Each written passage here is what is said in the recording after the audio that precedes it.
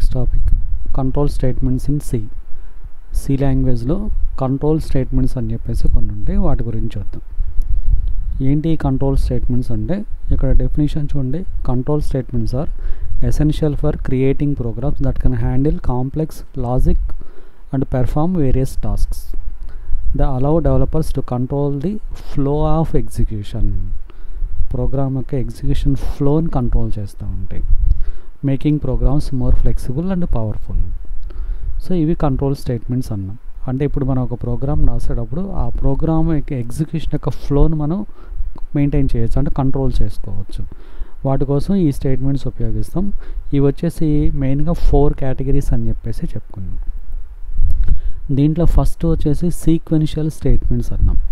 ఏంటి ఈ sequential statements అంటే ఇక్కడ the statements are executed in the order they appear in the code. This is the default flow of execution in a program. అంటే ఇప్పుడు suppose ఒక example చూస్తే, మనం ఇప్పుడు ఒక ప్రోగ్రామ్ రాసాం. ఆ ప్రోగ్రాంలో ఒక 5 లైన్స్ ఆఫ్ కోడ్ ఉంది. 5 లైన్స్ ఆఫ్ కోడ్ ఉంది.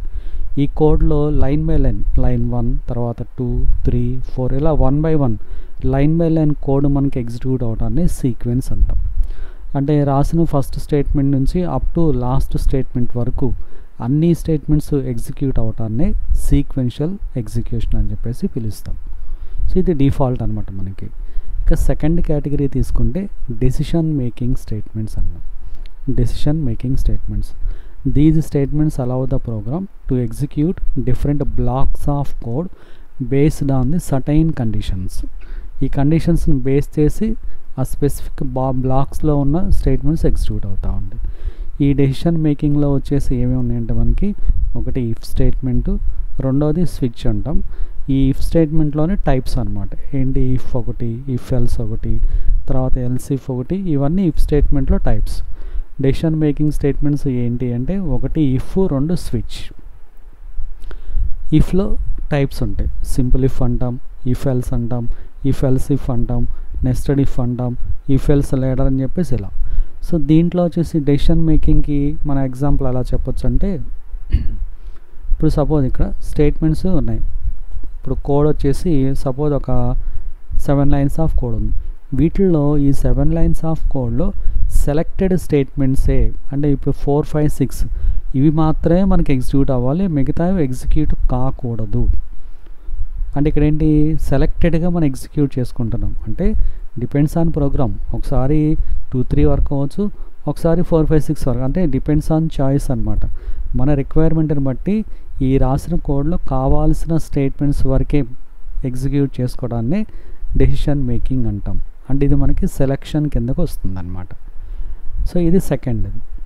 తర్వాత థర్డ్ వచ్చేసి ఏంటి లూపింగ్ స్టేట్మెంట్స్ అన్నాం. లూపింగ్ స్టేట్మెంట్స్ అంటే లూప్స్ అన్నాం. ఈ లూప్ అంటే ఇక్కడ చూడండి, these statements allow the program to execute block of code రిపీటెడ్గా ఆ స్టేట్మెంట్స్ ఎగ్జిక్యూట్ అవుతూ ఉంటాయి. ఆ లూపింగ్ స్టేట్మెంట్స్ కింద వచ్చేసి ఎగ్జాంపుల్ ఒకటి ఫర్, రెండోది వైల్, మూడోది do while.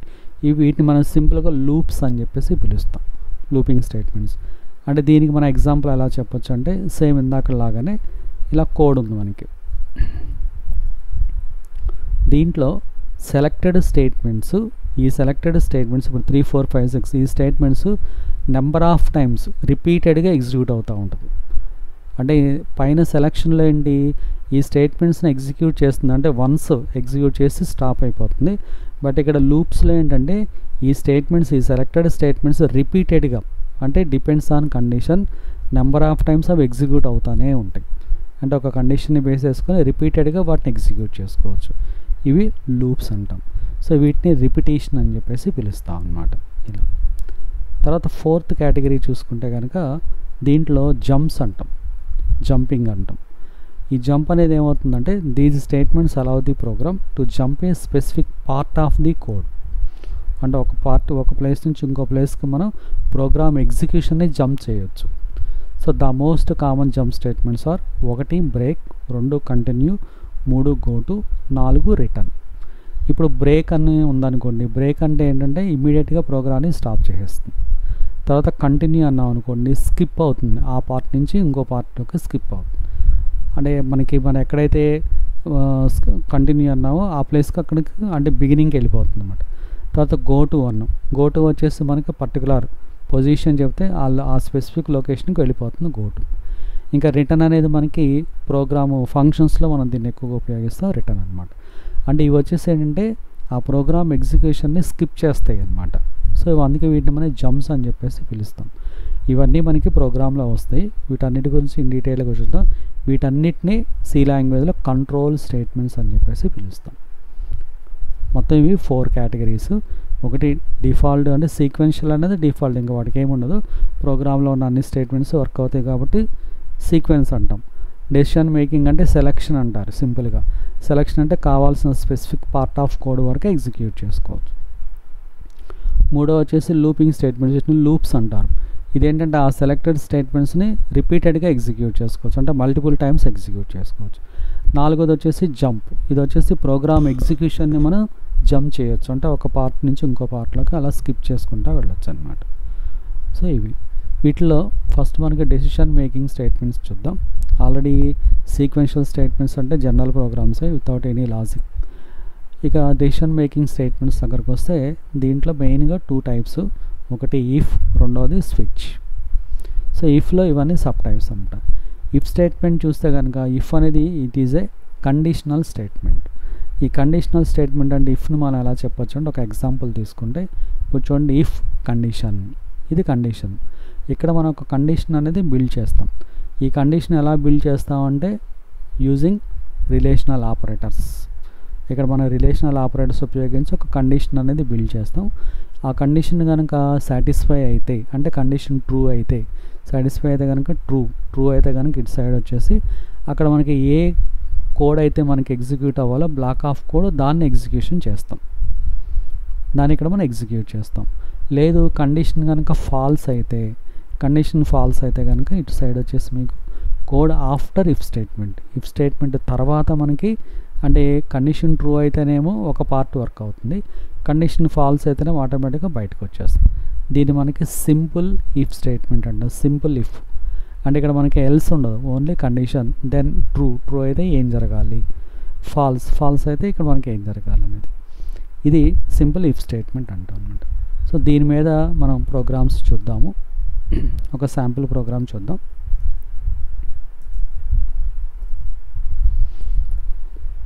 Programme for if statement.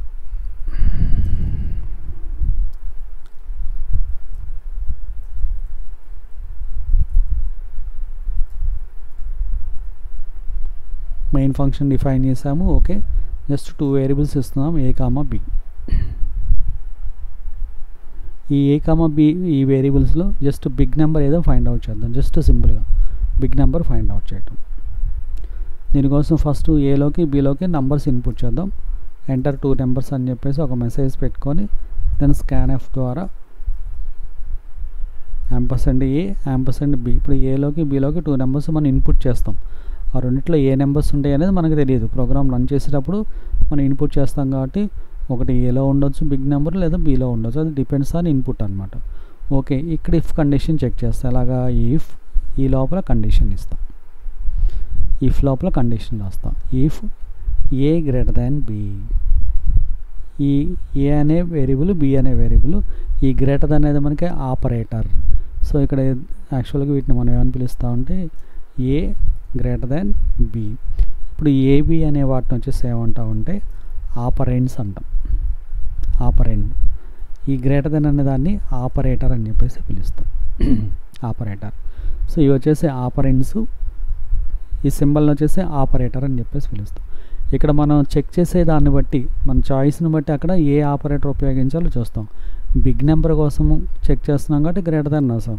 అదే స్మాల్ నెంబర్ చెక్ చేయాలంటే లెస్ దెన్ రాస్తాం. లేదు 2 నెంబర్స్ కంపేర్ చేయాలి, 2 వేరియబుల్స్లో ఉన్న వాల్యూస్ సేమా, అలా మనం కంపారిజన్ చేయాలంటే ఇక్కడ == రాస్తాం. సింగిల్ = రాయకూడదు. సింగిల్ = అనేది ఇక్కడ సిలో మనకి అసైన్మెంట్ ఆపరేటర్ అంటాం. అసైన్మెంట్ ఆపరేటర్ అంటే బిలో ఉన్న వాల్యూ వెళ్ళి ఏలో స్టోర్ అవుతుంది కాబట్టి ఇది అసైన్మెంట్. ఇక్కడ == రాస్తే అర్థం ఏంటి, ఏలో ఉన్న వాల్యూ బిలో ఉన్న వాల్యూ ఈక్వలా కాదా చెక్ చేస్తుంది, అది కంపారిజన్ కాబట్టి ఇక్కడ == రాస్తాం. ఇంకోటి వచ్చేసి == రాస్తాం.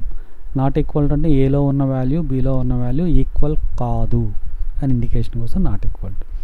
అలానే A greater than B, okay A greater than or equal to B అంటే ఏలో ఉన్న వాల్యూ బిలో ఉన్న వాల్యూ పెద్దది కావచ్చు లేదా ఈక్వల్ కావచ్చు. అలానే less than or equal to B చిన్నది కావచ్చు లేదా ఈక్వల్ కావచ్చు అట్లా అనమాట. సో ఇవి రిలేషనల్ ఆపరేటర్స్ అంటాం. ఇప్పుడు సింపుల్గా బిగ్ నెంబర్ కోసం వస్తాం. If A greater than B అంటే ఇఫ్ అన్న అయితే ఇక్కడ మనకి ఎగ్జాక్ట్గా తెలియదు, మేబీ కావచ్చు కాకపోవచ్చు. ఒకవేళ అయితే అనే దానికోసం ఇక్కడ రాస్తాం. అయితే ఇఫ్ స్టేట్మెంట్ రాసేటప్పుడు మనం ఇక్కడ ఫాలో అవ్వాల్సింది ఏంటంటే సింటాక్స్ ప్రకారం ఇక్కడ ఒక బ్లాక్ అనేది డిఫైన్ చేస్తాం. ఇలా ఒక బ్లాక్ డిఫైన్ చేసి ఈ బ్లాక్ లోపల ఏ స్టేట్మెంట్ రాయాలి. సపోజ్ ఇక్కడ \n ఏ ఈజ్ బిగ్ అని ఒక మెసేజ్ రాసాం, అయిపోయింది. Just simple logic. అంటే ఇప్పుడు నంబర్స్ ఇన్పుట్ చేసాం, ఏలో ఉన్న వాల్యూ కంటే బీలో ఉన్న వాల్యూ బి వాల్యూ కంటే పెద్దది అయితే జస్ట్ ఏ ఈజ్ బిగ్ అని ప్రింట్ అవుతుంది, దెన్ స్టాప్ అంతే. ఇప్పుడు దీన్ని రన్ చేసి చూద్దాం.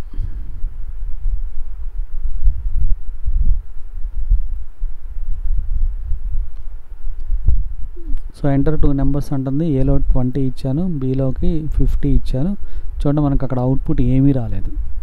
ఎందుకని ఏలో 20 ఉంది, బీలో 50 ఉంది. సో 20 గ్రేటర్ దాన్ 50 కాదు కాబట్టి అక్కడ ఏమైంది, ఇఫ్ కండిషన్ ఫాల్స్ అయింది.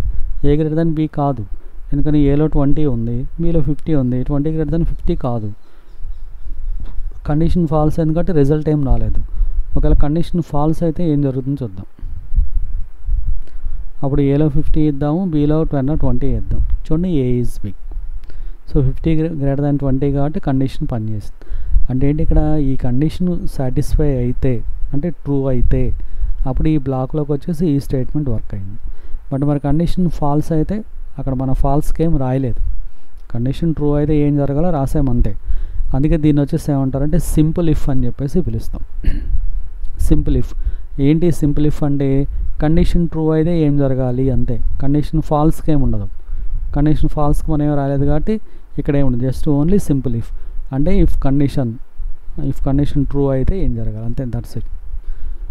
ఒకవేళ ఫాల్స్ అయితే ఏం జరగాలి రాయాలంటే అప్పుడు మనం ఇక్కడ ఎల్స్ రాస్తాం. ఎక్కువగా if statement, default if statement ఇదే రాస్తారు, ఇఫ్ ఎల్స్ అంటాం. ఎల్స్ అంటే ఏంటి, ఇక్కడ ఈ కండిషన్ సాటిస్ఫై అయితే ఓకే, ఒకవేళ కాకపోతే అప్పుడు ఇక్కడ ఎల్స్ బ్లాక్లో రాస్తాం. ఏమని, ఏ కాకపోతే బి ఈజ్ బిగ్ అంటే ఇప్పుడు దీని మీనింగ్ ఏంటి, కండిషన్ చెక్ చేస్తుంది. కండిషన్ ట్రూ అయింది అనుకోండి ఈ బ్లాక్ వర్క్ అవుతుంది, కండిషన్ ఫాల్స్ అయింది అనుకోండి ఎల్స్ దగ్గరకు వచ్చి ఎల్స్ బ్లాక్ వర్క్ అవుతుంది. అంటే ఇప్పుడు ఇది సెలక్షనేగా, రెండు వర్క్ అవ్వు, అయితే ఇది కానీ లేదా ఇది కానీ. ఈ రెండిట్లో ఏది వర్క్ అవ్వాలనేది కండిషన్ మీద డిపెండ్ అయి ఉంటుంది. ట్రూ అయితేనేమో ఈ బ్లాక్లో ఉన్న స్టేట్మెంట్, ఫాల్స్ అయితేనేమో ఎల్స్ బ్లాక్లో ఉన్న స్టేట్మెంట్ వర్క్ అవుతుంది. ఇప్పుడు రన్ చేసి చూసాం. ఇప్పుడు మనకి ఏలో వాల్యూ తక్కువ ఇచ్చి బీలో వాల్యూ గ్రేటర్ దాన్ ఇచ్చినా okay, no problem, B is big అని వస్తుంది. ఎందుకని కండిషన్ ఫాల్స్ అయింది కాబట్టి. అదే ఇప్పుడు మనకి ఏలో వాల్యూ బిగ్ వాల్యూ ఇచ్చాము, బీలో వాల్యూ స్మాల్ ఇచ్చాము, ఓకే నో ప్రాబ్లం. ఇప్పుడు ఏ ఈజ్ బిగ్ అని ప్రింట్ అవుతుంది. అంటే ఫాల్స్ అయినా వర్క్ అయింది, ఫాల్స్ అయినా ఈ స్టేట్మెంట్ వర్క్ అయింది, ట్రూ అయినా వర్క్ అవుతుంది. అయితే జనరల్గా ఇఫ్ స్టేట్మెంట్ ఎక్కువగా ఇదే రాస్తాం. మనకి ఎందుకు రాస్తామంటే ఎల్స్ ఉంటుంది కాబట్టి ఇఫ్ ఎల్స్ రాస్తాం. ఎల్స్ లేదనుకోండి కండిషన్ ఫాల్స్ అయితే ఏం జరగాలనేది అక్కడ మనం రాయం కాబట్టి దాన్ని ఎక్కువగా ఉపయోగించరు. అంటే చాలా రేర్ కేసెస్లో సింపుల్ ఇఫ్ వాడతారు. ఎక్కువగా డిఫాల్ట్గా వాడేది ఏదంటే ఇఫ్ ఎల్స్ అనమాట. సో ఎనీహౌ ఇఫ్ స్టేట్మెంట్ అయితే ఇది. అంటే ఇక్కడ మనం కండిషన్ అనేది రాస్తాం. ఇంకో విధంగా రాద్దాం, లెస్ దానికి రాయొచ్చు లేదా డబుల్ ఈక్వల్ టు రాయొచ్చు. ఇప్పుడు suppose if A equal to B అన్నాం అనుకోండి, అప్పుడు ఇక్కడ ఏలో వాల్యూ బీలో ఉన్న వాల్యూ ఒకటి అయితే అప్పుడు ఇక మళ్ళీ మనకి ఈ స్టేట్మెంట్ మారిపోతుంది. ఏంటి, బోత్ ఆర్ సేమ్ లేదా బోత్ ఆర్ సేమ్ అనొచ్చు లేదా బోత్ ఆర్ ఈక్వల్ అనొచ్చు. ఇక్కడ బోత్ ఆర్ నాట్ సేమ్ లేదా నాట్ ఈక్వల్ అని చెప్పేసి రాసుకోవచ్చు. ఇలా రాస్తాం. ఇప్పుడు రన్ చేసామనుకోండి, సో ఏలో 10 బీలో 20 ఇచ్చాం, రెండు ఈక్వల్ కాదు కాబట్టి నాట్ సేమ్. మళ్ళీ రన్ చేసాం అంటే F11 ప్రెస్ చేస్తున్నాను నేను. ఇప్పుడు ఏలో 10 అండ్ ఆల్సో బీలో 10 ఇచ్చాం, ఓకే రెండు సేమ్ కాబట్టి బోత్ ఆర్ సేమ్. ఇలాగ కంపారిజన్కి కండిషన్స్కి వాడేది ఇఫ్ స్టేట్మెంట్ అనమాట. సో ఇఫ్ అనేది మనకి దీన్ని వచ్చేసి డెసిషన్ మేకింగ్ స్టేట్మెంట్ అంటాం. ఒకటి బాగా వెరీ వెరీ ఇంపార్టెంట్. ప్రతి లాంగ్వేజ్లోని ఇఫ్ స్టేట్మెంట్ ఖచ్చితంగా ఉంటుంది. సేమ్ లాజిక్ జస్ట్ ఒక సింటాక్స్ మాత్రమే తేడా ఉంటుంది అంతే. ఓకే, ఇప్పుడు దీన్ని బేస్ చేసుకొని ఇదే ప్రోగ్రామ్ ఇంకొంచెం ఎక్స్టెండ్ చేద్దాం. ఏంటంటే program for find even or odd number. Even odd నెంబర్ని ఫైండ్ అవుట్ చేయమని చెప్పేసి అంటుంది. సో దీనికోసం ఇక్కడ నేను నెంబర్ కోసం n అనుకున్నాం, తర్వాత నేను ఇక్కడ ఒక k అనే వేరియబుల్ తీసుకున్నా. ఓకే, ఇప్పుడు నేను ఇక్కడ ఏమి రాస్తానంటే ముందు నంబర్ ఇన్పుట్ చేస్తాం. ఎంటర్ ఏ నంబర్, ఒక నంబర్ ఇన్పుట్ చేస్తాం. సో %n అంటే nలోకి మనం ఒక నంబర్ ఇన్పుట్ చేస్తాం, ఏదో ఒక నంబరు. ఆ ఇన్పుట్ చేసిన నంబరు ఈవెన్ నెంబరా ఆడ్ నెంబరా చెక్ చేయాలి. ఈవెన్ కాకపోతే ఆడే కాబట్టి అది ఈవెనా కాదా చెక్ చేయాలి. నంబర్ తీసుకుంటాం, ఫస్ట్ n అనే వేరియబుల్లోకి నంబర్ తీసుకుంటాం. ఆ n అనే వేరియబుల్లో తీసుకున్న నంబరు ఈవెనా కాదా చెక్ చేయాలి. దీనికోసం ఇక్కడ k అనే ఒక వేరియబుల్ తీసుకున్నాం కదా. So k = n mod 2. ఇక్కడ చూడండి మాడ్ ఆపరేటర్ వాడాం, అంటే మాడ్యులస్ ఆపరేటర్. ఈ మాడ్ ఆపరేటర్ వాడితే ఇక్కడ గుర్తుపెట్టుకోండి, ఇప్పుడు సపోజ్ nలో 15 ఉంది, 15 mod 2, దెన్ రిమైండర్ వాల్యూ వస్తుంది. రిమైండర్ వాల్యూ మాడ్యులస్ కాబట్టి అప్పుడు ఈ 1 అనేది కేలోకి వెళ్ళి స్టోర్ అవుతుంది. అదే ఇక్కడ మనం బై సింబల్ వాడామనుకోండి, అప్పుడు ఏమొస్తుంది, ఇక్కడ కోషెంట్ వాల్యూ వస్తుంది, 7 వస్తుంది. సో మనం ఇక్కడ వాడుతుంది మాడ్యులస్ ఆపరేటర్, గుర్తుపెట్టుకోవాలి. కాబట్టి ఇక్కడ 1. సపోజ్ ఇక్కడ nలో నాకు 10 ఉంది, అప్పుడు 2తో డివిజిబుల్ చేస్తే రిమైండర్ ఎంత వస్తుంది, 0. అంటే ఇప్పుడు దీన్ని బట్టి మనకి nలో ఉన్న వాల్యూ ఏదన్నా కావచ్చు, దాన్ని 2తో డివిజిబుల్ చేస్తే రిమైండర్ వాల్యూ కేలోకి 1 కానీ 0 కానీ వస్తుంది, అది కన్ఫామ్. ఇప్పుడు 10 ఉంది కాబట్టి 0 వచ్చింది, 110 ఉంది కాబట్టి 0నే వస్తుంది, 113 ఉంది కాబట్టి ఎంత వస్తుంది, 1 వస్తుంది. అదే ఐదర్ 1 ఆర్ 0 వస్తుంది. కాబట్టి ఇప్పుడు మనకి ఇక్కడ మీనింగ్ ఏంటి, కేలోకి ఏమొస్తుంది, ఐదర్ 0 ఆర్ 1. అది ఎలా తెలుస్తుంది, nలో ఉన్న వాల్యూని బట్టి. సో ఇప్పుడు ఈ స్టేట్మెంట్ ఏం చేస్తుంది, nలో మనం ఏదో ఒక నెంబర్ ఇస్తాం, ఏ నెంబర్ అనేది తెలియదు. ఆ నెంబర్ని 2తో డివిజిబుల్ చేస్తాం. 2తో ఎందుకు డివిజిబుల్ చేస్తున్నాం, మన ఇక్కడ ఈవెన్ నెంబర్ అన్నాం కాబట్టి. సో దాన్ని 2తో డివిజిబుల్ చేస్తే వచ్చిన మాడ్యులస్ రిమైండర్ వాల్యూ కేలోకి వెళ్తుంది. ఇప్పుడు కేలోకి ఏమొస్తుందన్నాం, 0 కానీ 1 కానీ వస్తుందన్నాం. సో ఇఫ్ k = 0, కేలోకి 0 వస్తే 0 ఎప్పుడు వస్తుంది, ఈవెన్ నెంబర్ అయితే. కాబట్టి ఇక్కడ ప్రింట్ఎఫ్లో ఈవెన్ నెంబర్. ఎల్స్ కాకపోతే, ఈవెన్ కాకపోతే ఇంకా ఆడ్ నెంబర్ కాబట్టి దెన్ ఆడ్ నెంబర్. అంతే, ఇలా రాసేస్తాం, అయిపోతుంది. Simple logic. ఇఫ్ k ఇక్కడ చూడండి == వాడాం, కంపారిజన్ కాబట్టి =, కేలోకి 0 వస్తే, కేలోకి 0 ఎప్పుడు వస్తుందంటే nలో ఉన్న నెంబరు ఈవెన్ నెంబర్ అయితే. ఈవెన్ నెంబర్ కాకపోతే కేలోకి 1 వస్తుంది, అప్పుడు ఆటోమేటిక్గా ఎల్స్లోకి వచ్చేస్తుంది. ఇప్పుడు దీన్ని రన్ చేసాం. నేను ఇప్పుడు ఫస్ట్ టైం 15 అని 15 ఇచ్చాను, ఆడ్ నెంబర్ కాబట్టి దెన్ ఆడ్ నెంబర్. ఈసారి రన్ చేశాను, ఈసారి నేను 30 ఇచ్చాను, ఈవెన్ నెంబర్ కాబట్టి ఈవెన్ నెంబర్. ఇలా మనం చెక్ చేసుకోవచ్చు. అది ఇప్పుడు డబుల్ ఈక్వాలిటీ కాకుండా సింగిల్ ఈక్వాలిటీ ఇచ్చామనుకోండి, ఇప్పుడు చూడండి 10 అయినా చూడండి ఏమొస్తుందో, ఈవెన్ ఇచ్చినా కూడా ఆడ్ నెంబర్ వస్తుంది. ఎందుకని, దాని ఇక్కడ చెక్ చేయదు అనమాట, కండిషన్ చెక్ చేయదు. చెక్ చేయగా ఏమవుతుంది, ఫాల్స్ అయిపోయి ఎల్స్లోకి వచ్చేస్తుంది అనమాట. అందుకని ఇక్కడ ఖచ్చితంగా డబుల్ ఈక్వాలిటీ వాడాల్సిందే. అలానే ఇంకొకటి ఇక్కడ ఇఫ్ కూడా చూడండి ఎలా రాసామో, ప్రీవియస్ రాసినప్పుడు ఏమో ఇక్కడ కండిషన్ ట్రూ అయితే ఇలా బ్లాక్ పెట్టాం, ఇలా బిగిన్ బ్లాక్ క్లోజ్ బ్లాక్ పెట్టాం. అలానే ఎల్స్కి కూడా బ్లాక్ పెట్టాం. మరి ఇప్పుడు ఇక్కడ మనం బ్లాక్ పెట్టకుండా రాసాం, అయినా కూడా వర్క్ అయింది.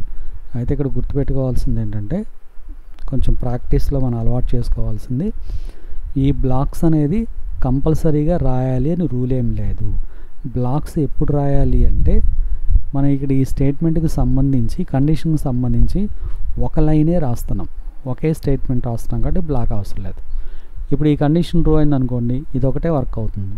ఫాల్స్ అయిందనుకోండి, ఎల్స్లో ఇది ఒకటే వర్క్ అవుతుంది. ఒకటి కాకుండా ఎక్కువ స్టేట్మెంట్స్ ఉన్నాయనుకోండి, ఇప్పుడు ప్రింట్ఎఫ్తో పాటు ఇంకా 1-2 స్టేట్మెంట్స్ అలా ఉన్నాయనుకోండి, అప్పుడు ఖచ్చితంగా బ్లాక్ డిఫైన్ చేయాలి. ఒకటి ఉన్నప్పుడు అవసరం లేదనమాట. అలానే ఎల్స్కి కూడా ఇక్కడ ఒకటే రాసాం, కానీ ఎల్స్ తర్వాత కూడా ఒకటి కన్నా ఎక్కువ లైన్లు ఉన్నాయనుకోండి, అప్పుడు కంపల్సరీగా బ్లాక్ రాయాలి. సో అందుకని ఇది ఒకటి మనం ఫాలో అవ్వాలి. అందుకోసం ఈ కన్ఫ్యూజన్గా ఉంది అనుకుంటే సింపుల్గా మనం ఏం చేయొచ్చు అంటే బ్లాక్ అలవాటు చేసుకుంటే ఈజీ అయిపోతుంది. కాకపోతే మళ్ళీ ఎక్కువ బ్లాక్స్ పెట్టుకున్నప్పుడు ఏమవుతుందంటే బ్రేసెస్ క్లోజ్ చేయటం ఓపెన్ చేయటం అనేది కొంచెం కన్ఫ్యూజన్ అవుతుంది. అందుకోసం సింపుల్గా ఏంటంటే మన ఇక్కడ బ్లాక్ అదే కండిషన్ రాసేటప్పుడు ఒక లైన్ ఏముంది కాబట్టి బ్లాక్ స్కిప్ చేస్తే మీకు లైన్ కోడింగ్ సైజు కూడా మీకు తగ్గిపోతుంది అన్నమాట. సో ఇలా మనం చెక్ చేసుకోవచ్చు. ఇది సింపుల్ ఇఫ్ స్టేట్మెంట్. ఇక్కడ ఇఫ్ స్టేట్మెంట్ మనం చాలా రకాలుగా రాయొచ్చు. సింపుల్ ఇఫ్ రాస్తాం, ఇఫ్ ఎల్స్ రాస్తాం, ఇలా రకరకాల కండిషన్స్లో ఇఫ్ స్టేట్మెంట్ని యూజ్ చేసుకుంటూ వస్తారనమాట. ఓకే, సో దీని మీద ఇంకా మల్టిపుల్ ప్రోగ్రామ్స్ని ఇంకొన్ని ఎగ్జాంపుల్స్ చూద్దాం.